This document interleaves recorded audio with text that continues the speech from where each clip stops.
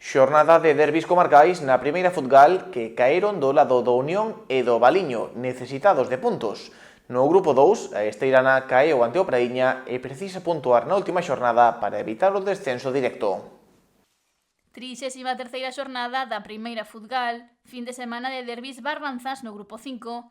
Neste penúltimo encontro da temporada víronse as caras o Unión e o Puebla en terras rianxeiras e Valiño e Taragoña medíronse en Cabo de Cruz e os triunfos quedaron nas casas dos anfitrións.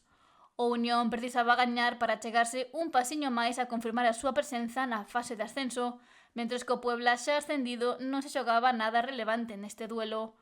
O balón comezou a rodar con puntualidade no municipal de Vilas e os dous conxuntos querían tomar o mando do choque, pero sen éxito. A igualdade foi a protagonista da primeira metade na que se viron ocasións, pero non se chegou a celebrar ningún gol. Os adestradores introduciron cambios nos segundos 45 minutos e os vermellos atoparon o oco para poñerse por diante, gol que subiu o marcador no minuto 70 e levou a firma de Javier Pouso.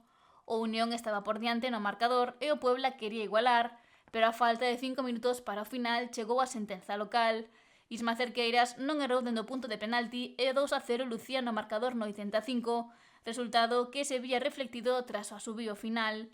Victoria de ouro do Unión, que segue terceiro en postos de promoción e conta con 3 puntos de marxe co cuarto, o Vilaboa, polo que a loita por ocupar a terceira praza resolverase na última xornada.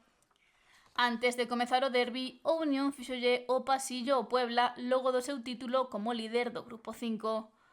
En Valiño viviuse tamén un duelo moi igualado entre un equipo que quere fuxir do descenso, o Valiño, e outro que xa está condenado a baixar, o Taragoña.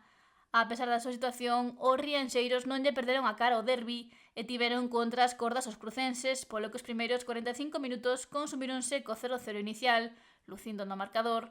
Foi na segunda metade onde se desequilibrou o encontro. Iván Costas non errou e bateu a portería visitante no minuto 56 para tentar o Valiño.